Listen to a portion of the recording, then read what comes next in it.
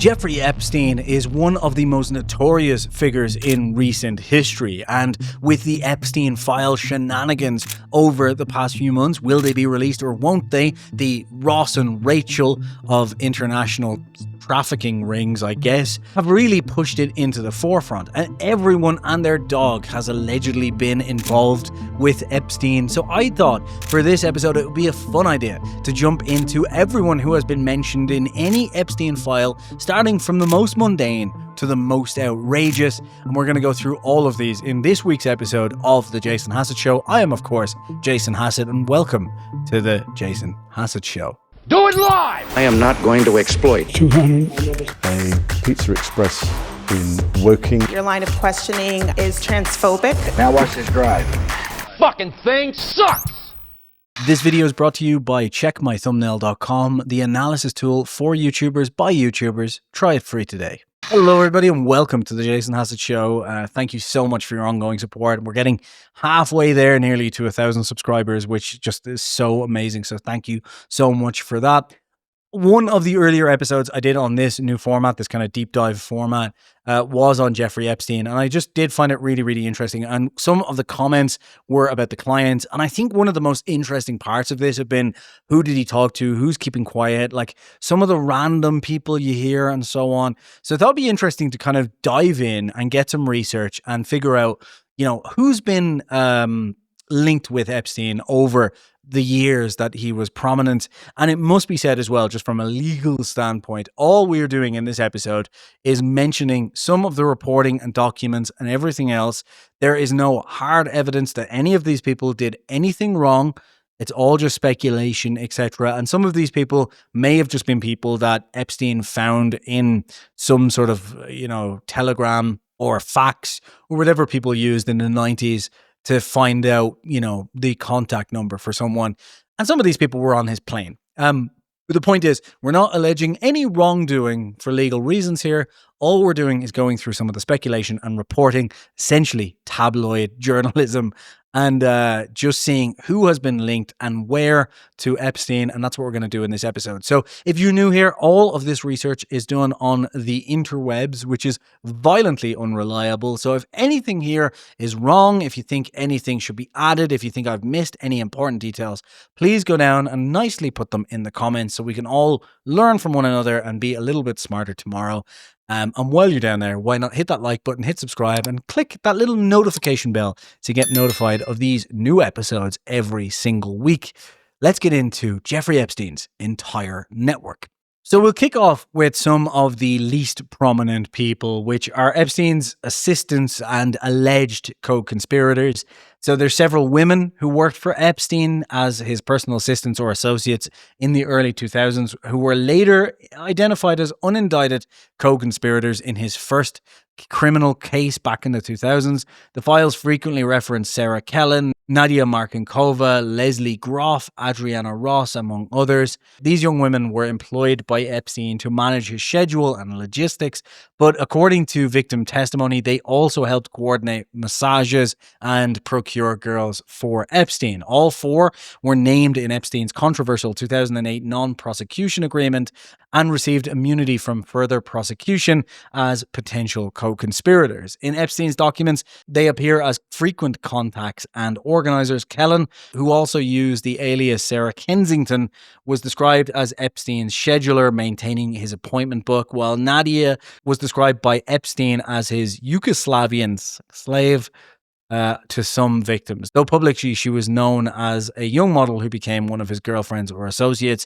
Leslie Groff served as secretary and go-between for Epstein's communications, and Adriana Ross, a former model from Poland, also assisted in administrative tasks. Now, one thing I will say on some of these is that obviously these were unindicted co-conspirators alleged to be, you know, helping with his operations. But given some of their backgrounds, given their positions and so on, given the manipulative and powerful nature of Epstein, the reason I say these are least prominent is who knows whether they were coerced into these situations, whether they were forced into these situations. Given his background, we just don't really know. And a lot of the transcripts and so on were sealed. Thank you, Alex Acosta, for that one.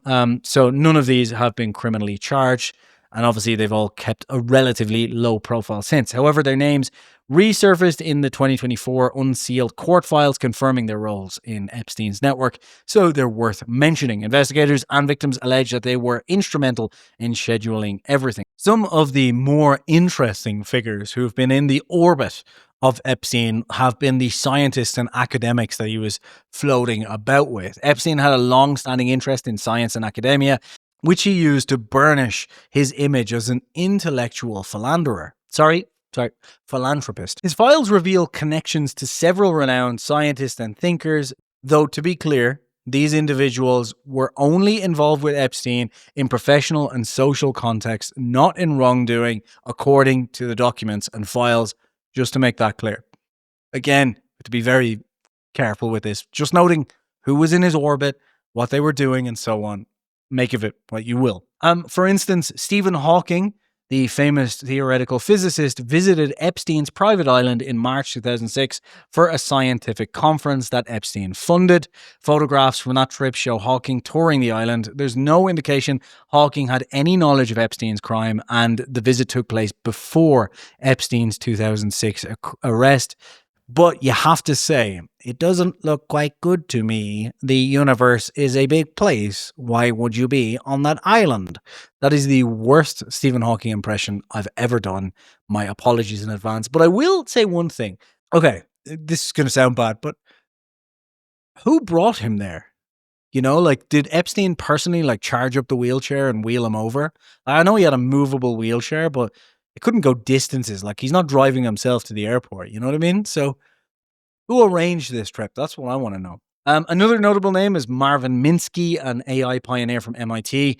Marvin Minsky attended the same 2006 Epstein-sponsored science gathering in the U.S. Virgin Islands, and in a 2015 deposition, victim Virginia Gouffre alleged Epstein directed her to have intimate contact with Minsky during that 2001 conference, although Minsky died in 2016 and never publicly responded to the claim, so therefore couldn't defend himself, and it remains alleged. No witnesses have corroborated Gouffre's specific allegation about Minsky, and many in the scientific community were stunned to see his name surface. Epstein's private calendar from 2013 to 2017 release also lists multiple meetings with Noam Chomsky, the famed linguist and political activist. Chomsky, now 94, has confirmed that he met Epstein between 2015 and 2016 for dinners to discuss academic topics. Chomsky even attended a meeting Epstein arranged in 2015 in March, which was allegedly with former Israeli Prime Minister Ehud Barak to discuss politics. When asked by the press, Chomsky responded that at the time, Epstein had paid his debt to society and that who he chooses to have dinner with is his own business, which doesn't look great. Other academic figures in his orbit include Martin Novak, a Harvard professor who received funding from Epstein for evolutionary dynamics research, and Leon Botstein, the president of Bard College. Botstein is listed in Epstein's schedules as having meetings seeking donations for Bard. Botstein later acknowledged he invited Epstein to campus and accepted money for a musical program, but cut off contact after Epstein's 2019 arrest. So, you know, Epstein used his wealth to mingle with some of these top scientists and so on. I'm sure there's others, but those were the main ones on the list that I could find. These are recorded in flight manifests, calendars, and illustrate Epstein's kind of, you know, savvy in getting himself in the right circles of people. Again, just to note, none of these people have been accused of anything, just that they have met with Epstein. Just to be clear. Obviously, then there's celebrities, models, VIPs in Epstein's contact list that we'll just run through. So Epstein's social circle extended into the world of entertainment and fashion. His files, especially the notorious Black Book, and flight manifests named numerous celebrities and high-profile figures who interacted with him in some capacity. For example, British supermodel Naomi Campbell appears in the Epstein contacts and was photographed at his birthday on Epstein's yacht in 2001. Campbell has since said she was only loosely acquainted with Epstein and was sickened by his crimes. German supermodel Heidi Klum is likewise listed in the records, presumably as a social acquaintance. Klum's representative stated that she did not have a friendship with Jeffrey Epstein and was surprised to be in the documents. Epstein's flight logs also show that Kevin Spacey flew with Epstein on a trip to Africa alongside Bill Clinton in 2002, though these trips were for Clinton Foundation AIDS charity projects, and there are no allegations of wrongdoing connecting them with Epstein, again, just to be clear. Other Hollywood names in Epstein's orbit include actor Alec Baldwin, comedian Chris Rock, actor Ralph Fiennes, all of whom were found in his contact book or mentioned in the 2015 Maxwell lawsuit documents. There's no evidence though that Epstein was actually close to these. They seem to have been entries in his Rolodex, perhaps people he met at an event or was it intending to try and contact. Likewise, Mick Jagger of Rolling Stones fame and his ex-wife Bianca Jagger were listed in Epstein's contacts, and music legend Michael Jackson even appeared by name in the Unseen Files. In fairness, I mean, like on a list of strange things about Michael Jackson, that's not even up there, is it? Let's be honest. Epstein's Black Book, though, was a who's who of celebrities, and it's not tangible evidence, which is why I'm skipping through some of these, to be fair, to get to the more kind of juicy ones. The main reason is, like, this was a guy interacting with famous people, so this could just be him collecting numbers to try and contact people or trying to show off that he had certain numbers and so on. You know, it's not in itself proof of anything other than just being tantalizing and interesting. It contained everyone from magician David Copperfield to filmmaker George Lucas to actress Cameron Diaz, and most of these celebrities had only glancing encounters with Epstein, if any. Some of them, many entries were likely aspirational contacts or friends of friends. One entertainer who did have a sustained social relationship with Epstein, though, was filmmaker Woody Allen. Epstein's personal schedule show he hosted dozens of dinners with Woody Allen and Allen's wife, Soon Yi, at his New York mansion in the 2010s. Epstein was a longtime friend of Allen, who himself has faced public scrutiny over his marriage to his much younger stepdaughter. According to reports, Epstein had planned a 2014 party, one of Allen's films, with the director present. Allen's spokesperson said that Woody and Soon Yi were just dinner guests and Allen never saw anything improper during those gatherings. And finally, Epstein's contacts reached the realms of global VIPs and politics. Notably, his address book included the names of a number of figures like Tony Blair, the former UK Prime Minister, Mohammed bin Salman, MBS, the Crown Prince of Saudi Arabia. There's no indication, once again, that Epstein ever met MBS or Blair in person. Rather, these entries exemplify how Epstein collected powerful connections. Similarly, Epstein kept contact for various wealthy personalities. Tunisian French businessman Tarek Ben Ammar appears in his book as well, simply as part of networking. So there's lots of these kind of royals and so on that he had in the Black Book that are interesting, but they're not really anything of note. There's nothing juicy there. So let's jump into the more juicy ones, shall we? The more interesting figures in his orbit. Fergie, Duchess of York, not the singer. Sarah Ferguson is one of the most surprising names linked to Epstein. Ferguson is the ex-wife of Prince Andrew, so you can probably guess how they met, and her connection to Epstein came through a financial transaction. In 2011, Epstein paid £15,000 on Fergie's behalf to settle some of her personal debts. This payment became public knowledge and caused a scandal. Ferguson soon admitted that she had accepted Epstein's money and apologised, calling it a gigantic error of judgment, to say the least. According to Ferguson, Prince Andrew was the one who arranged Epstein to loan her the money, and she never actually met Epstein in person when the loan was arranged. In Epstein Files, Ferguson's name appears on the list of contacts and associates, and her acceptance of the funds from Epstein was noted in a court document unsealed in 2024. Ferguson has since tried to distance herself from Epstein, and she said that she repaid the money, and she said that accepting it was a regrettable mistake. And at the time, she was desperate to get out of debt. It's worth noting that this episode took place after Epstein's 2008 conviction, highlighting how even after Epstein was a registered sex offender, some in Prince Andrew's circle, including Fergie, were still willing to gauge with him financially. The Epstein Files mentioned Fergie primarily in relation to this loan, so not an especially important member of Epstein's network, but an interesting one. And also, can I just point out, like, just a ridiculous one where I just don't get this at all.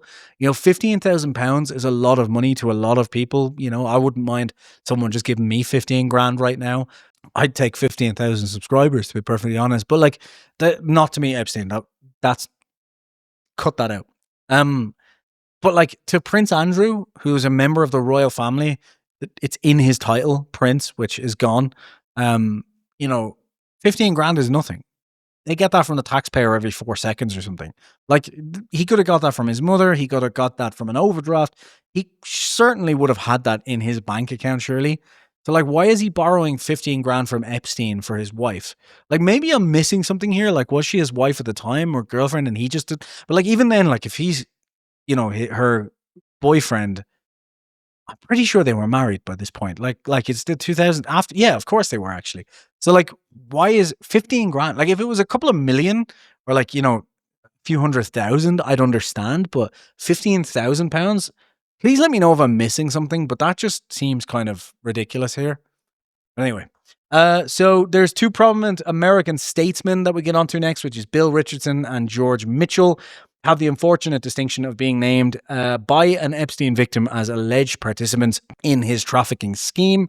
Bill Richardson was a former governor of New Mexico and U.S. ambassador to the UN, and George Mitchell is a former U.S. senator who served as Senate Majority Leader and later as a peace envoy. Oh, Jesus.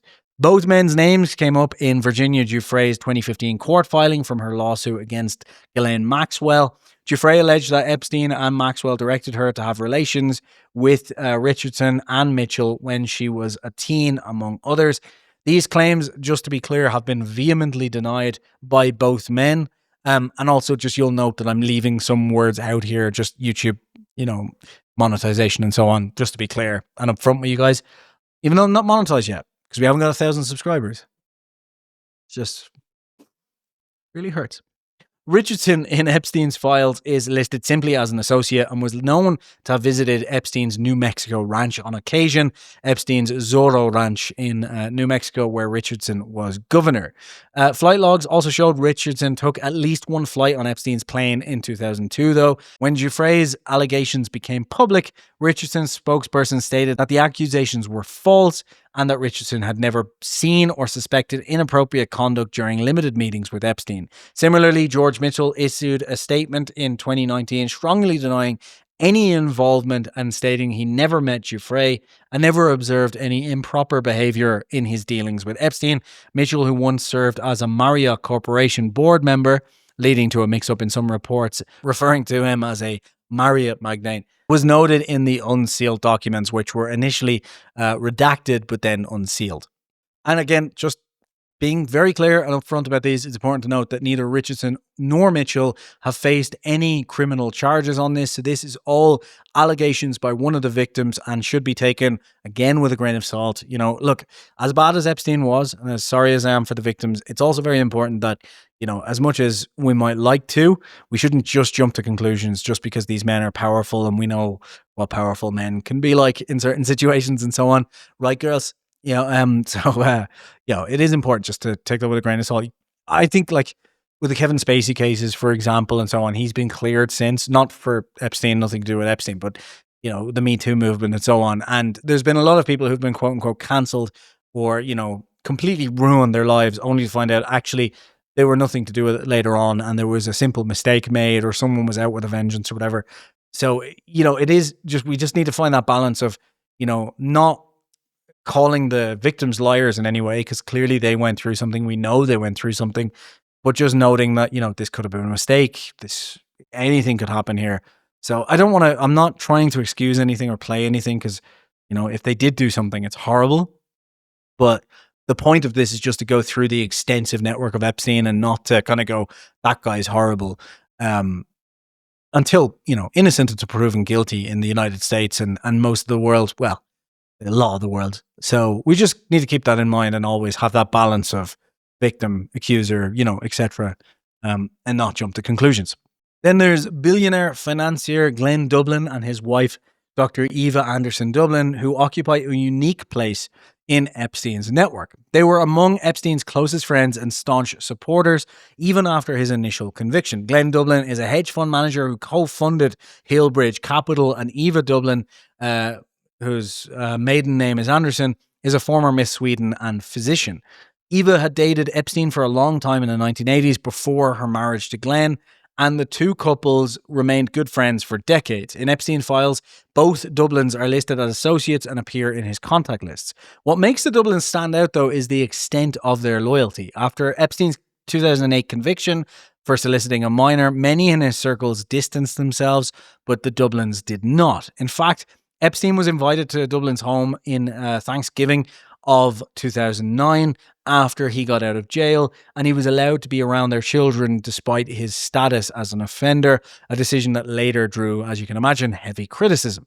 Epstein's personal chef at the time even testified that Epstein spent time at the Dublin's residence during holidays, and the Dublins have maintained that they were shocked by the crimes Epstein was accused of, and that they believed that Epstein had been rehabilitated post-conviction, a belief that they now say they regret, to be fair.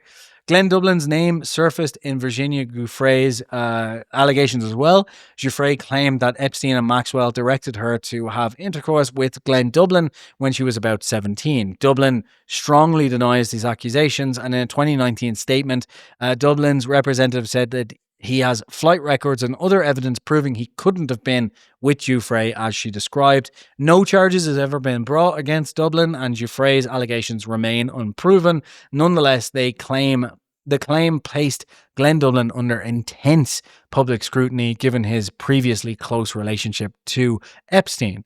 The Epstein Files, including the 2015 Giuffre Maxwell lawsuit documents unsealed in 2024, list Glenn and Eva Dubin among the very important names.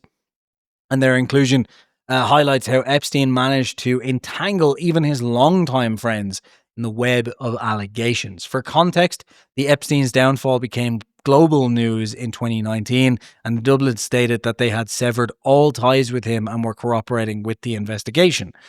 Eva Dubin even testified in Maxwell's 2021 trial, mainly speaking to Epstein's character, and she affirmed that Epstein had been a family friend and that she never saw him do anything inappropriate with young girls, but they were in his wealthy circle of friends. It was also an interesting read for me there, given I'm from Dublin, so saying the word Dublin over and over again without meaning the city was quite a bizarre one. Strange one, and again, like, I don't know, just the thing for me is like, it just, like, I get you stick by your friends and everything. I understand that, like, even through the worst times. But I think just after being convicted, I know he pled, like, the non-prosecution agreement or whatever, but to, like, touching kids. And I get, like, people will have the argument of, well, we're not really talking about kids here. They're like 17. It's like, look, he's a 50-year-old man. I'm sorry, but, like, I think you just, I was 14, wasn't it? Jesus, even worse. Yeah. Maybe I'm wrong on that. I should have looked that up before. But yeah, anyway, I'm sure it's covered in the other video. I'll link up there. Yeah, I don't know. Just not the type of thing I'd stick by a friend for unless I was absolutely certain that it was like the wrong thing. That it was false allegations or whatever. Just, yeah, I don't know. Strange one. Moving on, there's Jean-Luc Brunel, the French modeling agent and one of Epstein's closest associates in the modeling world.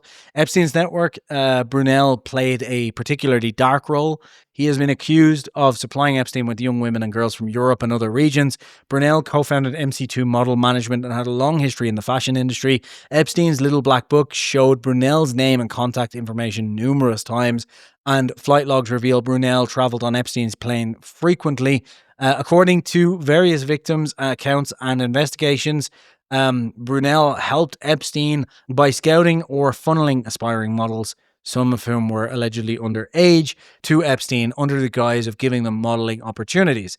In a 2015 affidavit, Virginia Giuffre alleged that Brunel would bring in girls as new recruits for Epstein, including from France and South America, and that Epstein in turn invested in Brunel's modeling agency. Brunel's connection to Epstein came under intense scrutiny in the years after Epstein's 2019 arrest. French authorities opened their own investigation into Brunel, given that several women in France accused him of assault and exploiting models. Epstein's files and later court findings showed that Epstein had provided Brunel with financial support, including a $1 million investment in MC2, according to some reports, and that Brunel was a frequent guest at the properties. One accuser, who decided to remain anonymous for obvious reasons, told French police that Brunel Epstein and others had violated her in early 2000s when she was a young model. Brunel was arrested in 2020 on charges relating to this and trafficking of minors as French prosecutors built a case that paralleled many elements of Epstein's scheme. Notably, Brunel was still awaiting trial when he was found dead in his prison cell in February of 2022, an apparent self-killing that echoed Epstein's own jail death. Brunel's death, though, unfortunately meant that many of these allegations were never tested in court, and a bizarre ending. But in the context of this whole case against Epstein and so on, he's one of the few that actually went to face legal charges and, get charged with any sort of crime along this entire long list of people who were around Epstein. So just an interesting one that kind of stands out here.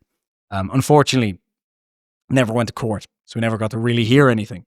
Another prominent name is Alan Dershowitz, the famed American defense attorney and Harvard Law School professor who was on the O.J. Simpson Dream Team. You can watch my documentary about O.J. Simpson and the trial and everything over on the main channel if you're interested. And his name appears in Epstein Files in multiple capacities. Dershowitz was part of Epstein's legal team in the mid-2000s and helped negotiate Epstein's 2008 non-prosecution agreement in Florida. For that reason alone, he was long associated with Epstein as one of his high-profile defenders. But more explosively, Alan Dershowitz was later accused by Jeffrey of being one of the men Epstein and Maxwell directed her to have relations with when she was a minor. Jeffrey alleged that in a 2014 affidavit that she was trafficked to Dershowitz on multiple occasions in the early 2000s, a claim that obviously Dershowitz vehemently denies. This turn of events essentially puts Dershowitz in Epstein Files as both an enabler and an alleged participant, if true. Dershowitz's connection to Epstein began around 2001 when Epstein hired him, and the two apparently became friends. Dershowitz even visited Epstein's private island and stayed at his Palm Beach home. Dershowitz says any visits were with his family and involved no illegal conduct. Just to be clear, when Epstein was under investigation in 2006-2008, Dershowitz played a pivotal role in crafting the extraordinarily lenient plea deal that Epstein struck with federal prosecutors. And that deal granted immunity to any potential co-conspirators and was largely made in secret, which fueled, obviously, public outrage around all of these people. Dershowitz has defended the agreement as the best outcome attainable at the time, but has widely been criticized as a miscarriage of justice. Regarding the Jeffrey accusation, to be clear, Dershowitz has maintained his innocence. He points out that Jeffrey once stated she was unsure if her encounters with him might have been a case of mistaken identity. In fact, in 2019, Jeffrey sued Dershowitz for defamation after he called her a liar, and he countersued. This led to a bitter legal fight. In November 2022, Jeffrey and Dershowitz settled their dueling lawsuits, with Jeffrey stating that she may have been mistaken in identifying Dershowitz as one of her abusers. The settlement involved no money exchange. It essentially ended the dispute with the acknowledgement of uncertainty. Dershowitz took this, as you can imagine, as vindication. Therefore, all of these allegations are simply that, allegations. Obviously, in all of the files that have been released, there is substantial links to Dershowitz, which he acknowledges himself, I guess, to be fair. But, definitely one of the bigger names on the list. And then we get to one of the most controversial names on the list, certainly, Ehud Barak, whose name I'm definitely pronouncing wrong. The former Prime Minister of Israel who served from 1999 to 2001 and one of the more internationally prominent figures in Epstein's circle. Epstein's files and schedules reveal that Barak had a genuine friendship and business relationship with Epstein, particularly in the years after Epstein's 2008 conviction. Barak appears repeatedly in Epstein's calendars from 2013 to 2017, visiting Epstein's New York townhouse on a dozen occasions. In fact, Israeli news outlets published photographs of Barak in 2016, shrouded by a scarf and hat, entering Epstein's Manhattan residence, indicating Barak was sensitive about being seen at Epstein's home. Barak has confirmed he did visit Epstein, but says it was purely to do with mutual business and philanthropic interests, and that he never met any young women or observed any illegal behavior. Their connection began through scientific philanthropic circles. Barak says he was introduced to Epstein around 2003 by the late Israeli President Shimon Peres. Barak, who after politics went into international business and venture capital, even entered into some ventures with Epstein. Notably, Epstein invested millions in a startup technology fund that Barak established in 2015. Epstein's name was kept quiet in that deal until it came to light in 2019, which was very embarrassing for the former prime minister. Epstein has also often named Barak as a close personal contact, and in one case, Epstein's assistant was instructed to schedule a meeting between Barak and academic Noam Chomsky at Epstein's place. The files show that Barak was one of the people Epstein turned to for intellectual discussions, and Barak's insight on global affairs and so on. But crucially, while Barak has admitted that he visited the island for a few hours once just for some personal business or to meet up or whatever, for some social gatherings, there has been no tie or link on Epstein's underage allegations. But because of his frequent association, as you can imagine, he has been absolutely dogged by question. So yeah, another kind of weird one where Epstein's obviously linked to very, very powerful people. One of the most headline-grabbing associations in Epstein's network is obviously Bill Gates, the co-founder of Microsoft and one of the world's richest men. Epstein Files show that Gates met with Epstein multiple times in the early 2010s after Epstein's 2008 conviction. Gates initially stated that he thought Epstein was knowledgeable about philanthropy and that their meetings were to discuss charity work.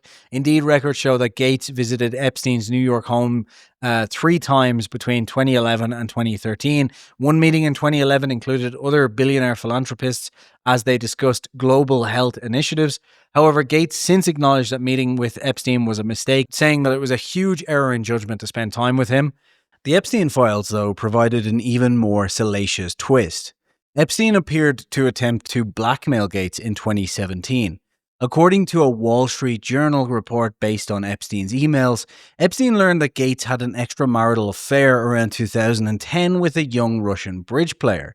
Epstein had paid for the woman's coding school tuition. In 2017, Epstein emailed Gates asking to be reimbursed for the cost of that course, the implication being that Epstein could reveal Gates' affair if he wasn't compensated. Gates did not pay. Instead, he cut off contact. A Gates spokesperson later confirmed that Epstein's insinuation was an attempted threat, and that Gates had only ever met Epstein for philanthropic reasons. Epstein Files in the form of these emails and a call log put Gates in an uncomfortable light, a target of Epstein's manipulative tactics. It suggests Epstein may have tried to leverage personal information about Gates to involve him in a multi-billion-dollar charitable fund Epstein was trying to set up. Epstein had pitched a global fund to JP Morgan that he claimed would be seeded by Gates, something Gates' team said he never agreed to. In the big picture, Bill Gates did not have a long or deep relationship with Epstein compared to others on this list. He never visited the island or flew on his plane as far as is known, and their meetings were a handful of times over the years. Epstein's schedule does not show Gates after 2014 when Gates apparently ended contact. But Gates' immense prominence means his name obviously shows up a lot here. Like a lot of people on the list, all of this is very much alleged, in the weeds, and found in some random documentation by reporters that obviously we can't verify the exact veracity, etc. of. But Gates is obviously a very, very interesting one. In Epstein Files unsealed by the House in 2025, Gates' name is not actually prominently featured at all, likely because most references came from journalistic investigations rather than court documents. But still, Gates is just an interesting one to cover. And then we dive into the banking world with Jes Staley, a key figure bridging Epstein's ties to the banking world. Staley is a high-powered banker who was the CEO of Barclays and before that was a top executive at JP Morgan Chase. Among Epstein's network, Staley is still arguably one of his closest business friends and someone now accused of enabling Epstein's crimes. The Epstein Files, especially internet JP Morgan emails and the US Virgin Islands lawsuit against the bank, have brought to light over 1,200 emails between Staley and Epstein from 2008 to 2012. These emails are at times bizarre and suggestive. For example, in July of 2010, Staley emailed Epstein, "That was fun, say hi to Snow White." Epstein replied, "What character would you like next?" Staley answered Beauty and the Beast, to which Epstein said, "Well, one side is available." Investigators believe Snow White and the other Disney princess references may have been, as you'd imagine, code names for young women. The correspondence also shows personal closeness. In one email, Staley told Epstein he owed him and appreciated their friendship so profound, from writing from Epstein's own private island while enjoying a glass of wine in a hot tub. Epstein emailed back with photos of young women on the beach. Staley's involvement goes beyond emails, though. He reportedly visited Epstein in jail in 2009 during Epstein's Florida incarceration. After Epstein's release, Staley and his wife sailed their yacht to Epstein's private island in 2015 for a vacation. At the time, Staley was still a senior figure at JP Morgan, leaving in 2013 and then becoming the CEO of Barclays in 2015. The US Virgin Islands government has sued JP Morgan, alleging the bank knowingly benefited from Epstein's trafficking by ignoring red flags, and they single out Staley as a primary culprit who had a close relationship to Epstein and may have facilitated payments to recruiters and victims. In one complaint, authorities stated Staley and Epstein exchanged messages about women and that Staley even allegedly observed Epstein abusing underage women. This is a claim, obviously, that Staley vehemently denies. The scandal led JP Morgan to claw back millions from Staley and Barclays to force his resignation in 2021. As of 2023, Staley was also facing separate civil lawsuits from Epstein victims claiming he assaulted them, an allegation he also vehemently denies. In Epstein's files made public by Congress in 2015, Staley's name appears in financial documents and email excerpts that demonstrate just how intertwined he was with Epstein. JP Morgan emails included in court filings feature Staley discussing Epstein's accounts and Epstein name-dropping Staley when lobbying the bank to keep him as a client.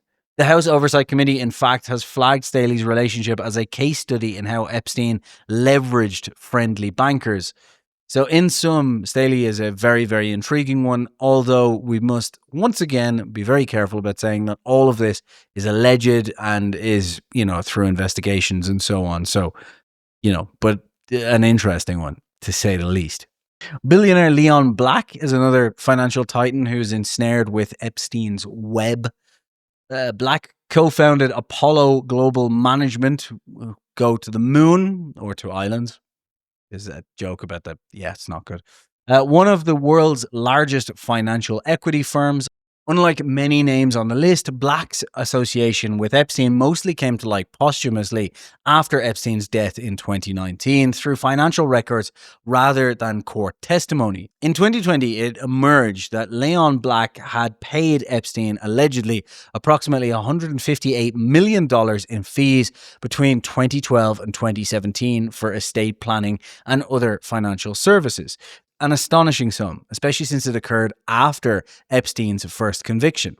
Black later claimed that Epstein was a sort of ultra-connected consultant who gave him valuable tax and philanthropic advice, though most people outside of that world found the scale a bit ridiculous, inexplicable in scale of payments in reality. An internal Apollo review found no wrongdoing by Black in Apollo's businesses, but the reputational damage led Black to step down as Apollo's CEO in early 2021. The Epstein Files likely contain references to Black and Epstein's financial ledgers and correspondence. Media reports say that Epstein received $10 million in payments from Leon Black in 2015, documented in Epstein's records. Black has acknowledged that he often met Epstein at Epstein's Manhattan townhouse for discussions, and that Epstein may have introduced him to other influential people or charitable organizations. However, Black has insisted that he had no idea about Epstein's illegal activities and purely had a limited relationship with Epstein centered around financial advice. Critics point out that Black also lent Epstein his private jet on at least one occasion, and that Epstein occasionally mentioned Black as a friend. In one odd episode from Epstein's schedules, Epstein had listed coffee and lunch with Black's then teenage sons, possibly an example of Epstein trying to ingratiate himself with the family and whatnot. Black said that Epstein had offered his son's tutoring services, I believe was the thinking, the conversation around there. Complicating matters, in 2021, a woman named Guzelle Geneve filed a lawsuit accusing Black of assault and asserting that Epstein had trafficked her to Black. Black denied the allegations, calling them a work of extortion, and countersued for defamation. That case is ongoing, but it echoes this kind of broader reach of these this network and these files and so on. So yeah, stark example again. Tenuous links, alleged, all these things. Over time, hopefully we hear more about this. I'm starting to feel like we're not going to hear anything about this. Like after this year, it feels like everyone who is in charge of releasing these are literally too powerful to let it happen. So, you know, we end up on these rabbit holes of just listening to hearsay and reports and so on. But some journalists have been really, really good at this. And that leads us on to one of the highest profile people on this list, Donald Trump, the 45th president of the United States, who was part of Epstein's social circles in the 1990s and early 2000s. Epstein and Trump were both wealthy playboys in Palm Beach, where Epstein had his home and Mar-a-Lago is, etc. Epstein's files list Trump's name in contacts and flight logs, though Trump is not known to have flown on Epstein's jet, except possibly for one short flight in the late 1990s, which Trump's team says was a ride from Palm Beach back to New York on Epstein's plane. The more significant connections came from social events, with Trump and Epstein attending dinners together, and Trump acknowledged their acquaintance in a 2002 interview, famously saying, "I've known Jeff for 15 years, terrific guy. He likes beautiful women as much as I do, and many of them are on the younger side." This quote, given to New York Magazine in 2002, in hindsight, doesn't look great, does it? Trump praising Epstein's taste in women, albeit, you know, likely, we'll assume, not realizing the extent of Epstein's predilections. Epstein, for his part, seems eager to associate with Trump. One Epstein victim, Sarah Ransom, recalled that Epstein's biggest brag was that he was friends with Donald Trump. The Epstein files do not indicate Trump was involved with Epstein's criminal activity, and in fact, one of Epstein's accusers, Virginia Giuffre, worked at Trump's Mar-a-Lago hotel as a spa attendant in 2000, and that's where Ghislaine Maxwell met Giuffre and recruited her into Epstein's orbit. But Giuffre has never accused Trump of any misconduct, and she confirmed that while she saw Trump at Mar-a-Lago, he never flirted with her or made any advances. That said, Mar-a-Lago inadvertently served as a hunting ground for Epstein's recruiters, something Trump probably didn't know about at the time. And according to later statements, including from Trump himself and court filings, Trump banned Epstein from Mar-a-Lago around 2005 after Epstein was reported to have hit on or stolen the underage daughter of a club member. In 2025, Trump claimed the falling out was because Epstein tried to recruit some young female staff, and Trump said he warned Epstein and then kicked him out when it happened. Contemporary reports from 2007 support that Epstein was no longer welcome at Mar-a-Lago by that time, and when Epstein was arrested in 2019, Trump told reporters, "I'm not a fan of his, I haven't spoken to him in 15 years. Epstein files," just such a Trump statement, "Epstein files and other evidence suggest Trump and Epstein's relationship effectively ended in the mid-2000s, well before Epstein's first arrest. Nonetheless, during the time they were friendly, they were photographed together frequently, and Epstein even claimed that people he introduced And Epstein even claimed that he introduced Trump to Melania to various people.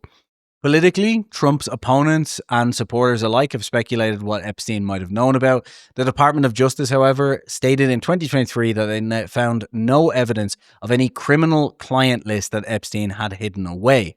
Trump's name is included in Epstein-related court documents, mostly due to the aforementioned quotes and so on. In the unsealed 2015 Maxwell lawsuits, Trump is listed among individuals who were mentioned, again, not as an accused, but as a known contact. But Trump self stands out as one of the most famous people that obviously Epstein knew. So just an interesting one. And I mean, look, I kind of for the last while up until recently, I just assumed, yeah, look, they're both kind of weird people who are quite rich and hang around these things. But just, I didn't think Trump was involved with that because I think like there was too many calls for the Epstein Files and so on. He hasn't made a great case for himself, though, by just saying we're not releasing them and the Dems have made up stuff in these files. So, let's see. I just wish they'd just release all the files with there's a client list, release the client list. And then as soon as Trump gets in, there's no client list. Even though, the whole thing's just a bit strange. So I kind of, had gone along with the idea that I don't think he's in there in any more than what we knew, which was they were socializing and knew each other and so on. But the fact he's not releasing them or pushing not to release them or kind of, I don't know, something's a bit off about it, but so far, no evidence, nothing. So moving on to another president of the United States, the other side of the aisle, just showing that this is one of those weird situations where, this is both sides politically very much. Bill Clinton had a cigar with Hillary when he was the 42nd president of the United States, is another former head of state you may be aware of, whose interactions with Epstein have been heavily criticized. Clinton's name appears frequently in Epstein's flight logs and in later document dumps, painting a picture of a cordial association in the early 2000s. Notably, Clinton flew on Epstein's private jet, often nicknamed the Lolita Express in the press, multiple times after he left the White House. Flight records show Clinton took at least a dozen trips aboard this plane from 2002 to 2003, including an Africa tour in 2002 where the entourage included Epstein, Clinton, Kevin Spacey, and Chris Tucker, as we mentioned earlier. These trips were connected to the Clinton Foundation initiatives combating AIDS and economic inequality in Africa. In 2003, Clinton also appears on a flight with Epstein to Asia, visiting China, Japan, and Brunei for philanthropic events. Epstein's files list Clinton as a contact. One of Epstein's personal assistants testified that Clinton was a passenger on the jet, and Epstein had a photo of himself with Clinton in his home. Importantly, there is no evidence Clinton ever visited Epstein's notorious island, just like Trump as well, actually, to point out from the last section. And Clinton's team has repeatedly said he never went to the island, and flight logs support this assertion. Clinton was also never accused by any Epstein victim in the unsealed Maxwell lawsuit files. Clinton is named simply because people were asked about his contact with Epstein. For instance, Ghislaine Maxwell in a deposition was asked if Epstein ever bragged about Clinton owing him favors. Maxwell denied any such talk. Epstein's pilot, Larry Vysotsky, testified in 2021 that he did see Clinton on the flights, but never any strange activity, and noted that the Secret Service agents were typically on board whenever Clinton flew. So Clinton's own explanations have evolved from silent to mild regret. Initially, Clinton's spokesman acknowledged the flights and said Clinton knows nothing about Epstein's crimes, emphasizing that the trips were charity-related. It later came out that Doug Band, Clinton's former aide, who is also named in the Epstein documents, had advised Clinton to distance himself from Epstein around 2015. Band claimed that 2011-2012, as Epstein's past became more widely known, he warned Clinton's team to cut Epstein off. Indeed, Clinton had stopped communicating with Epstein by that time, and in 2019, after Epstein's arrest, Clinton's office issued a statement outlining the limited nature of their contact. Clinton expressed that he was surprised as anyone by the new charges. Nonetheless, Clinton's presence in Epstein's orbit has been a source of interest in public discourse, as you could probably imagine. And the Epstein Files, released by Congress in 2025, added one more wrinkle. They contained entries of Epstein's schedule indicating plans to call or meet President Clinton, and an item in 2014 where Epstein was arranging a meeting for Clinton with someone. The details are redacted. Again, if they just open the files, we could get to the bottom of all this. But anyway, unless that names a victim, in which case that's even more problematic, but nonetheless. This suggests Epstein tried to maintain some connection, or at least name drop Clinton even years later. Also, Epstein's contact book had multiple numbers for Clinton and for Clinton's main office. So, look, again, like Trump and like a lot of people on this list, nothing tying them specifically to anything they actually did wrong. But like the thing is that the meetings with Clinton, for example, after 2008, they're a bit odd in that, like, you've got the Secret Service who vets everyone. Like, it's not as if they would have just not brought that up, surely. Like, come on. Like, my understanding would be that they would have at least told him about this and been like, hey, listen, Bill, this guy's been indicted, so we probably shouldn't be meeting him or calling him or whatever. Like, he should know. But anyway, yeah. So, again, reiterating, none of these people are, properly charged with anything, none of that, but these are powerful people who should frankly know better. Perhaps no individual, though, is more famous than Prince Andrew in this whole thing. And I know, like, the English and Irish, we have a good bit of a laugh about this guy. I know it's a horrible subject, but Jesus, his interview and everything, it was so bad. But yeah, the Duke of York, second son of Queen Elizabeth II, was a close friend of Epstein and Ghislaine Maxwell, and he became the highest profile figure directly accused of abuse in connection with Epstein. Andrew first met Epstein in the late 1990s, reportedly introduced via Maxwell. They socialized frequently in the early 2000s, and Prince Andrew was a guest at Epstein's New York mansion and his Palm Beach estate on multiple occasions, and Epstein and Maxwell were invited to events at Windsor Castle and Sandringham in the UK. Epstein's files include flight manifests showing Prince Andrew on Epstein's plane. One notable entry, a May 12, 2000 flight from Teterboro Airport in New Jersey to Palm Beach with Epstein, Maxwell and Prince Andrew listed as passengers.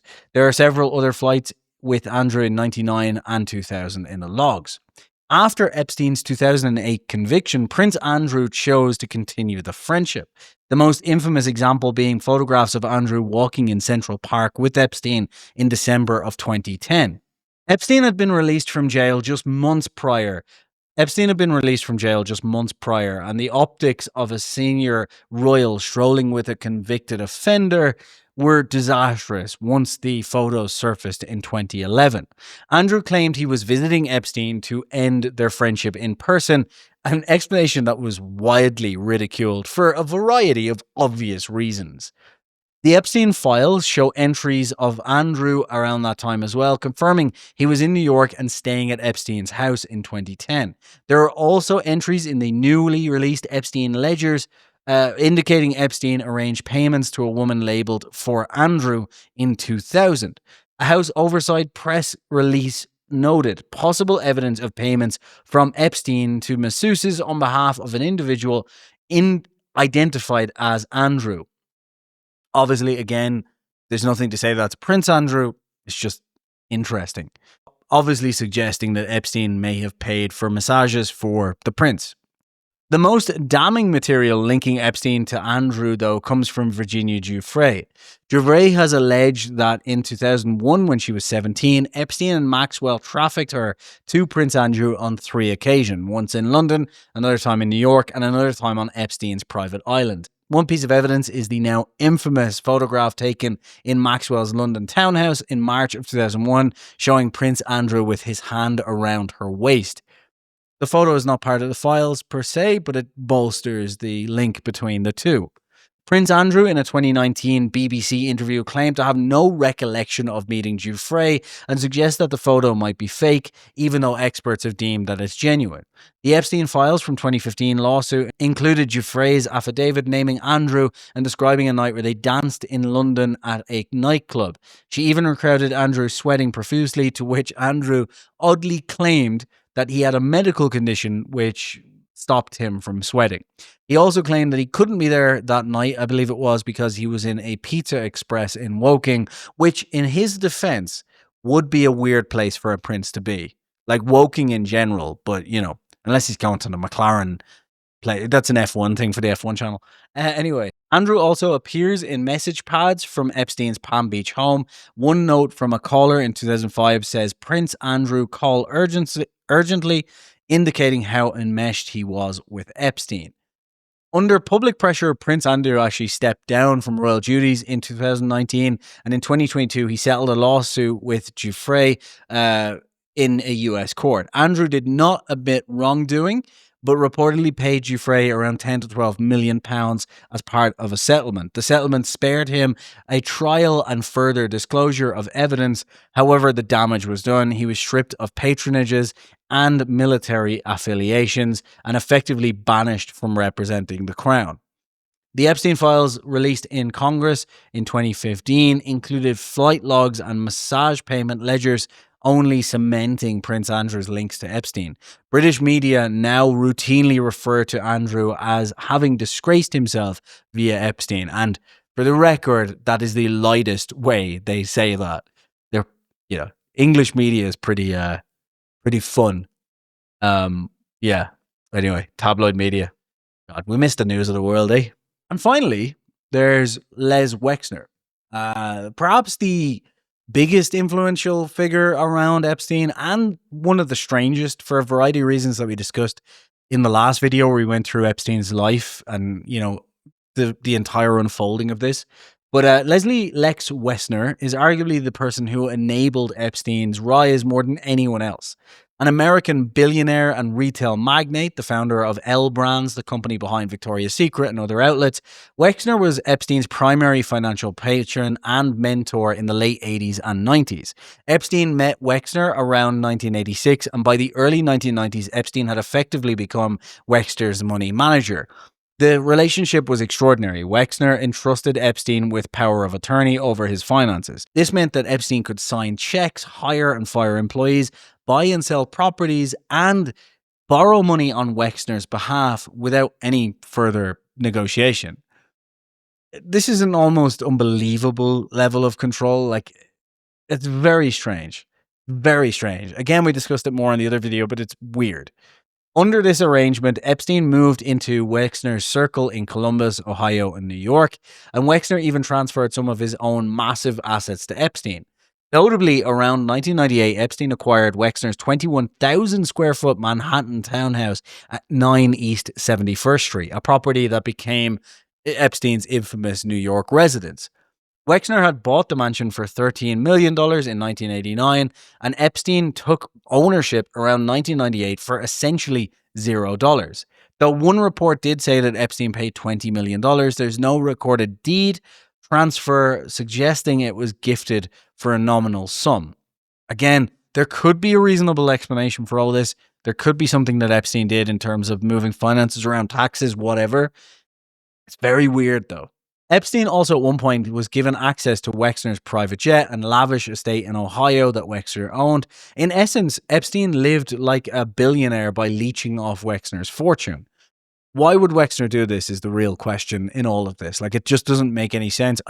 Sure, could have been a tax genius. It still wouldn't really make up for this.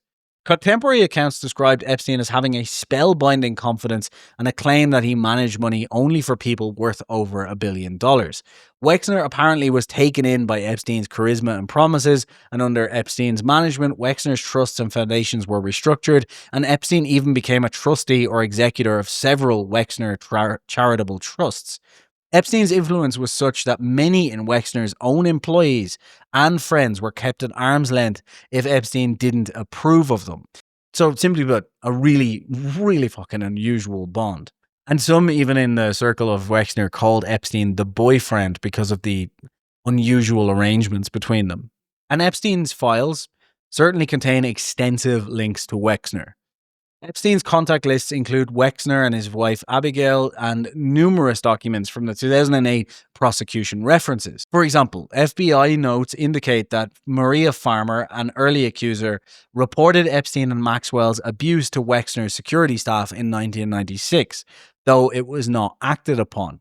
By 2007, however, the relationship soured. Wexner cut ties with Epstein around that time upon learning Epstein had misappropriated large sums of his money. In 2008, Wexner received $46 million from a fund associated with Epstein, essentially clawing back some of what Epstein took. Wexner later said that Epstein had misused funds and that he felt betrayed. And in 2019, after Epstein's arrest, Wexner publicly stated that Epstein had defrauded him out of vast amounts of money but did not elaborate fully. He has not revealed the scope of Epstein's theft, but some estimates put it at over $100 million. Wexner also claims he has no knowledge of Epstein's crimes, asserting that none of the alleged illegal activity took place in the limited amount of time that Epstein spent in Wexner's domain in Ohio. But, you know, this is why Les Wexner is so important to the Epstein story, though, because he provided him with crucial funds, with the location where he started kind of off in New York and was able to build up a big network afterwards. He gave him a huge level of credibility. Again, there's nothing to say Wexner was involved, but it's very strange. The other thing is, I mean, look, if it was a case that he was conned out of this money, he was defrauded out of this money, sure, wilder things have happened, and Epstein was clearly a manipulator, so maybe he was able to con him into thinking, look, I've just moved this around, it's still in your name, all of this, etc., etc., and it wasn't until kind of the dust settled that Les realized this. I mean, it seems unlikely because you assume billionaires are like on top of everything and would notice, but, you know, maybe not. Maybe there was so many things going on that he hadn't noticed. There is, though, the thinking, which just comes across as more reasonable, that Epstein had something on Lex, and this is why he didn't say anything until kind of it got too much and he pulled the pin and called the bluff. Who knows? But yeah, an interesting one. Obviously, there's Ghislaine Maxwell and stuff as well. I'm not going to go into that because that's just a subject all in itself, which I can cover if you want. And there's also lots and lots of tenuous links to, you know, going back to Robert Maxwell, etc. as well. But those, again, are for a different video. It would be interesting maybe to do one on Ghislaine Maxwell and everything. If you're interested, like I did with the Epstein, like the full story, maybe one of Robert Maxwell and Ghislaine Maxwell at some point should be interesting. But yeah, I want to do this. I hope you're enjoying the channel. I'm going to be doing some less serious stuff, some more serious stuff. Essentially, this channel is just whatever I find interesting this week, I'll be covering, unless some people in the comments give me even better ideas, which you have so far. Have been amazing to cover some of the stuff that you guys wanted to, like the Israel JFK link was very intriguing. So you can go watch that one as well. Thank you for watching, and don't forget to subscribe. Do it live! I am not going to exploit. A Pizza Express in Woking. Your line of questioning is transphobic. Now watch this drive. Fucking thing sucks! This video is brought to you by checkmythumbnail.com, the analysis tool for YouTubers by YouTubers. Try it free today.